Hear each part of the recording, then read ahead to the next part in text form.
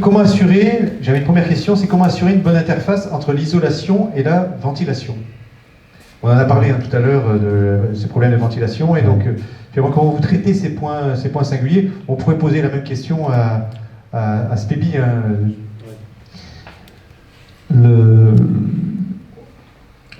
Aujourd'hui, là où on rénove, je parle l'habitat collectif, dans de nombreux cas, il y a déjà de la ventilation en place.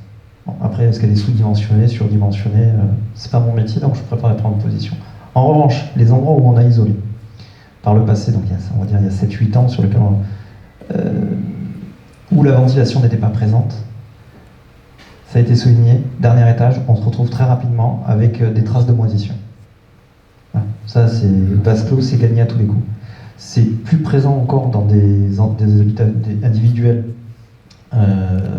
mais je pense que c'est identifié dans le sens où l'habitat individuel que l'on peut traiter, c'est majoritairement avec des OPH, des OPCH-LM, parce qu'en province, vous avez des maisons, il n'y a pas que des gens dans les immeubles, et ils ont déjà, dans la majorité des cas de ceux que l'on peut fréquenter, quand ils utilisent les C2E pour soit compléter l'isolation en place, soit pour la refaire, on a toujours un électricien qui passe avant nous pour la ventilation. Voilà. Avec nous l'obligation de protéger les blocs parce qu'ils sont neufs, ainsi de suite.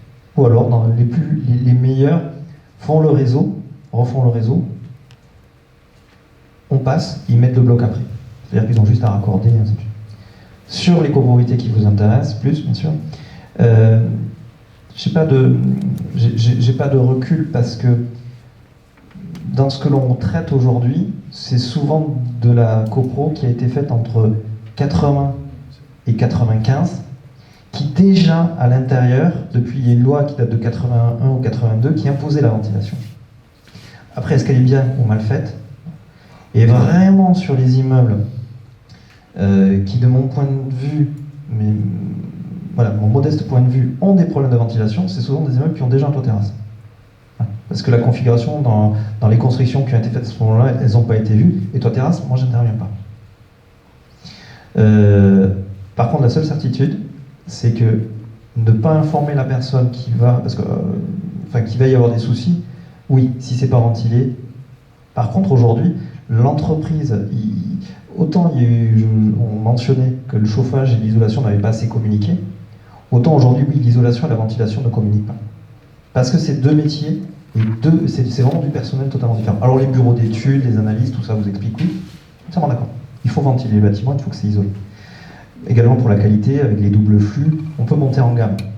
Mais la réalité aujourd'hui, c'est que quand nous on a une problématique de ventilation, on a un partenaire, c'est un ancien de chez Aldes, qui est une jolie entreprise d'ailleurs, mais voilà, on lui confie le bébé. Voilà, on va pas, nous on dépanne de temps en temps un remplacement de bloc, on fait des choses comme ça, mais c'est du dépannage, mais tout est déjà aux normes.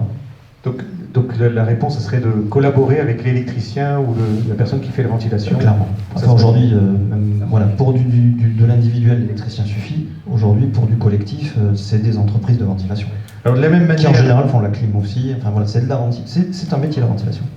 De la même manière, Jérôme Rocoul, y a-t-il des précautions particulières à prendre lors de l'isolation avec les chaufferies collectives? Hormis la notion de feu, il n'y a pas autre chose. C'est-à-dire qu'on peut rajouter un placo flamme sur la partie plafond.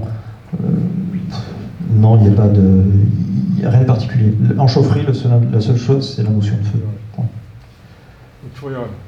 C'est pour mettre le météorien pas combustible autour le tuyau de système de chauffage. Oui, mais ça c'est le calorifugage. Oui, cette partie-là, vous voulez dire. Au niveau du chauffage, du flocage, pardon, quel entretien pour un flocage? Alors, le flocage, c'est vrai que le flocage, vous voyez ce que c'est la projection en parking. Ouais. C'est la petite laine de laitier que vous retrouvez sur les plafonds des parkings. Bon, c'est pas très à la mode en ce moment, parce que c'est pas du tout amianté ces trucs-là, hein. Mais c'est pas à la mode. Voilà. L'entretien, c'est lors de la pause, il y a un petit gel qui est rajouté, voilà, ce qui permet, quand vous passez, ça s'enlève pas. Mais aujourd'hui, c'est vrai que l'air du temps, c'est la dalle rapportée. Voilà. Et la majorité des gens aujourd'hui, quand le flocage est un peu ancien, veulent du remplacement avec de la dalle rapportée, ça bouge pas. Il y a une finition dessous qui peut être peinte en blanc. Hein, vous voyez les choses un peu tressées que vous retrouvez sur les parkings. Voilà. Donc l'entretien du flocage, soit c'est un gel qui est rajouté, tout ce qui est bio, mais voilà, il n'y a pas grand-chose. Il est possible aussi de recompléter un flocage, même si ça se fait très peu, c'est-à-dire quand vous avez un flocage qui fait 5, de le recharger, pas forcément conseillé. Autant on peut quand c'est des petits de 3, 4, 5 cm, on peut les comprimer avec de la dalle, mais voilà, c'est vrai que le flocage aujourd'hui, c'est pas dans l'air du temps. Des fois, on peut laisser le flocage et mettre une dalle par-dessous. Dans certains cas précis, oui. Mais sinon, le flocage en lui-même, c'est une raclette, ça se respatule, ça s'enlève assez simplement. Voilà. C'est du temps, c'est surtout du volume en déchetterie par contre. Un flocage en déchetterie, c'est, pour vous donner une idée, là on vient de faire un EHPAD, je viens là parce que j'y suis basé ce matin, un EHPAD, c'est une maison de retraite à Goussainville, où la décision avait été prise de tomber tout le flocage. Donc il y a 700 mètres carrés et ils ont sorti, je crois que ça fait 85 mètres cubes. Voilà. Parce que même si vous compressez et ainsi de suite, c'est le principe. Hein, le flocage, vous pouvez imaginer des sacs fermés, vous les passez dans une machine et vous projetez. Donc forcément, vous expansez. Mais quand vous l'enlevez, vous ne pouvez pas expanser dans l'autre sens. Pourtant, nous, on a des machines américaines qui sont de chez Crandall, qu'on utilise pour les combles, sur lesquelles vous réaspirez et vous remettez en big bag. C'est aussi l'avantage du soufflage en comble, c'est que vous pouvez... Voilà. C'est tout bête, ça peut paraître une anecdote, mais quelqu'un qui a fait un soufflage il y a 2 ans, une copro, qui revend ses combles pour que ce soit rehaussé, vous pouvez récupérer l'ancienne zone. On le reprend et quand il a 2 ans, si après tu peux le réutiliser. Voilà. Par contre, ça va à l'accord et c'est réutilisé sur place. S'il faut refondre dans les planchers intermédiaires, tout ça, t'as pas le droit d'aller le réutiliser. Bien sûr. Voilà, on peut applaudir Jérôme Rocoul pour...